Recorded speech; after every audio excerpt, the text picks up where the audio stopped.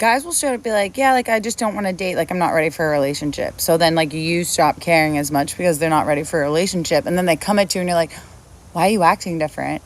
Is everything okay? Sorry, sir, you have to upgrade the subscription to unload more. So, upgrade.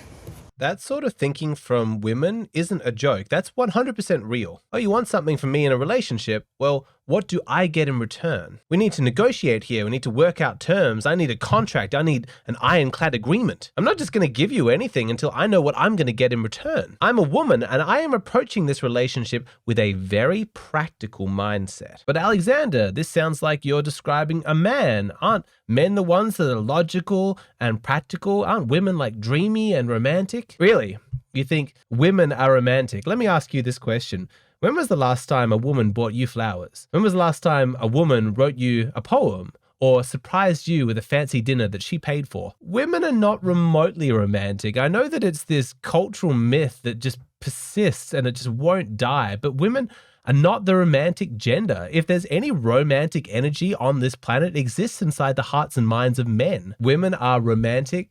No chance, not falling for that one anymore. As a default rule, both genders take a practical approach on issues that relate to their survival. So for men, that has to do with our work, our career. There are some exceptions to this. There are some dreamy, creative guys out there who just, do what they're passionate about. But for the most part, a lot of men approach their career in very logical, practical terms. This is what I'm good at. This is how I can make the most money. This is the best course of action for getting educated, getting hired at the company that I want. They're logical about their careers. They approach their jobs and their work with a very practical approach. Some women approach their careers like that, but a lot of women place a lot more emphasis on work-life balance, on enjoying their work, on expressing themselves emotionally, creatively, spending time with people. It's far less likely to be about the status and the money and more about her enjoyment. So why is there this difference between men and women? Why do men approach their careers with such a practical mindset, whereas women are a lot more free-flowing? Well, it has to do with the different evolutionary pressures that each gender was subjected to, because for men, our position, our status, our success often depended on our level of competence, our position in the hierarchy, our status. Why status is important to women and how to use that status in order to make them more attracted to you is actually the topic of my latest Patreon video. You can watch that there. But from an evolutionary perspective, for women, their work, their career, whatever the equivalent of that was back in caveman days,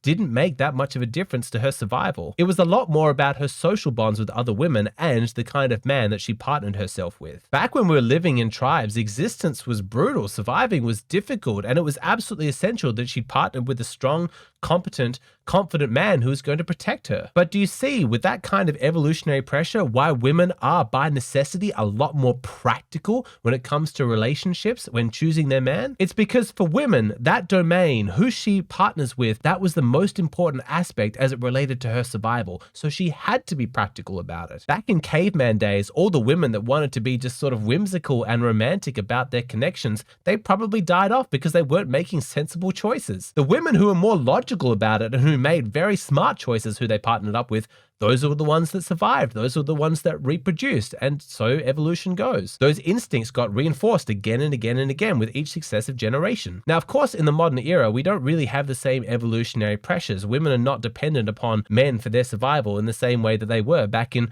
tribal days. But these biological instincts are thoroughly ingrained. It's just not in the nature of women to be all floaty and dreamy and romantic about their partnership. No, they're practical. Why do you think it's such a common trope in sitcoms for the female characters to sit down with their boyfriends and say, I need to know where this is going? Love, in the hearts and minds of women, is a question of practicality. Now, you young guys in the audience who are dating women in their early 20s, you probably haven't seen a lot of evidence of this yet, because women in your age demographic are at the peak of the dating market. They're getting lots of male attention, they're their peak beauty and fertility, and they're just kind of reveling in their own beauty and desirability. They're not really thinking about settling down yet. But give it time and you're going to see those same women change. By the time they're in their mid-20s, you're going to see them drift away from that and start to become a lot more serious and practical about their relationships. As a sort of panic sets in, it's like, oh, I just assumed I'd fall into the right relationship at some point. It hasn't happened yet, so I'm going to start to take all these dates a lot more seriously.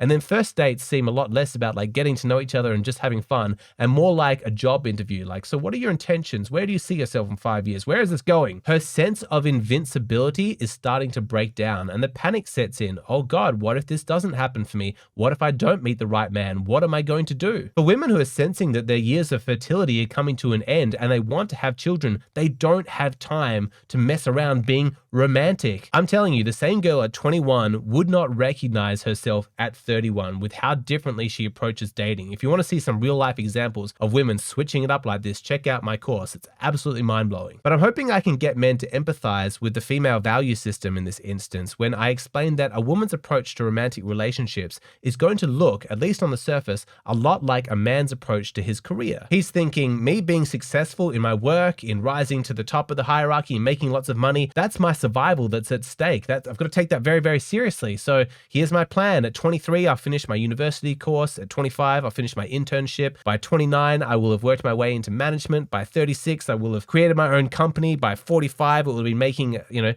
million in profit, whatever it is. He's thinking of his life in terms of those goals and he's moving in that direction. He has to. It's very practical. He wants to succeed. Okay, so if you can relate to that, understand that's how women are feeling inside their romantic relationships, and they'll often have a similar timeline. Okay, so here's my plan for love. I want to meet a guy at 25. I want to spend 2 years dating him. Then he proposes. Then at 28, I want to get married. I want to get pregnant at 29. I'm telling you this because it's so important that you have an accurate map of the reality you're entering into. If you think you're going into the dating market and meeting all these women and expecting to sit across from them at a dinner date and they're just going to be dreamy and romantic and flowing and, oh, who knows what's going to happen? I'm just some emotional creature and love is just mysterious and I don't really mind, then you're just kidding yourself. You're going to make so many mistakes. You need to understand that women are approaching this stuff really practically. They take it seriously. Maybe when she was younger, it was like, oh, I'm just having fun. I'm following my bliss. I just like that he makes me feel certain things. But as she gets older, it's a lot more logical in her mind. She's got like a checklist, like, how old are you? What do you want in the future? Do you own your own house? How's things going with your job? When do you want children? She doesn't have a lot of time. And so she doesn't want to waste the precious years she has dating a man who's not going in the same direction that she is. Now, to women, this seems completely normal. They can all relate to this, but there's not really a lot of empathy from those women about what that experience must be like for a man to sit across from you while you're checking off a checklist in your mind. Let me tell you, it's actually extraordinarily dehumanizing for the man. But of course, women don't discover that because we don't live in a culture where cross-gender empathy is encouraged in both directions. Men have to understand the female experience, but God forbid,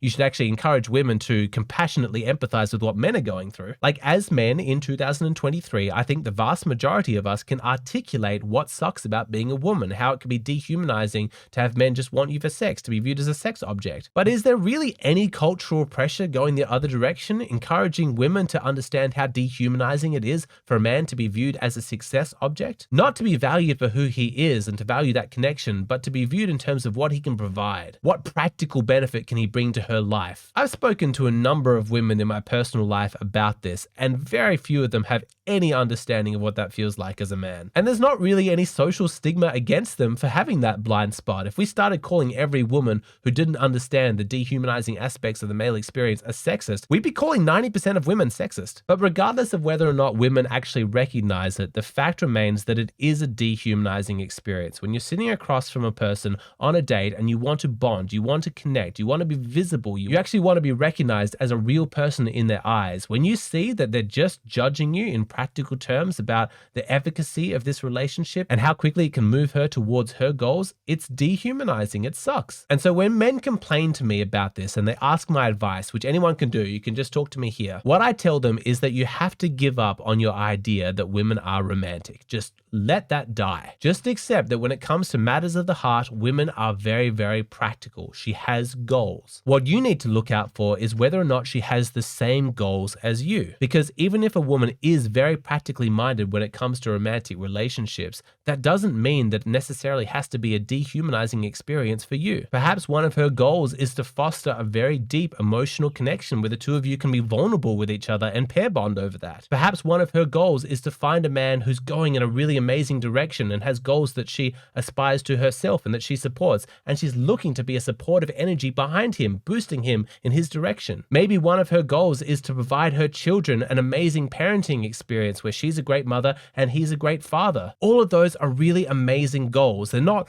romantic necessarily, but still they're incredible and they're affirming to your humanity. So you've got to listen out for this. Pay attention to what a woman says her goals are and then start to rank them in terms of this indicates that she's low quality or this indicates that she's high quality. A low quality woman's goals are deplorable, like how quickly can I domesticate him? How quickly can I bend him to my will? How quickly can I get him to give up his hobbies and all of his friends and to isolate him from his family so he's completely dedicated to me? Maybe her goal is to be extremely wealthy, and so she's judging men by the size of his bank account and also his willingness to spend what money he has saved on her comfort. It's a big red flag when a woman has a value system centered around money, because she's going to have a big incentive to divorce you one day. I really don't think men should be dating women who are overly materialistic. You're just tempting fate. Even if she seems to have family values and she wants to become a mother, that's not necessarily a green flag. It depends on how she wants to do it. Does she value the masculine role in parenting children, or is she basically looking for a sperm donor and a wallet? Does she have that motherhood entitlement where she views women as the real parents? Does she expect you to work all day and provide completely for the family while she gets to spend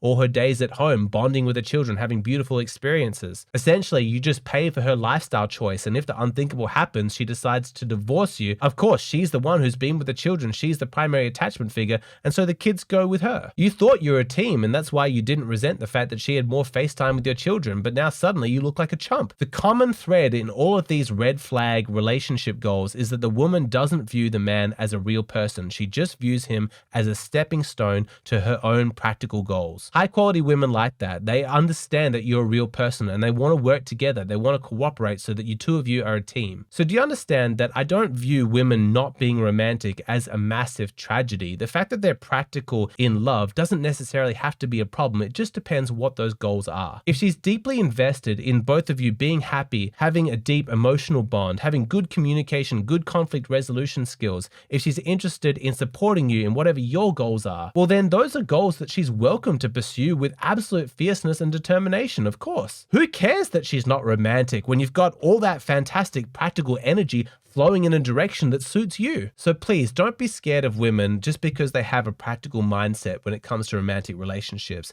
Just dig a little bit deeper and find out what those practical goals are. Are they to get to know you at the deepest possible level, or are they to exploit you and extract as much from you in order to further her own selfish personal goals at your expense? Because if it's the latter, then run.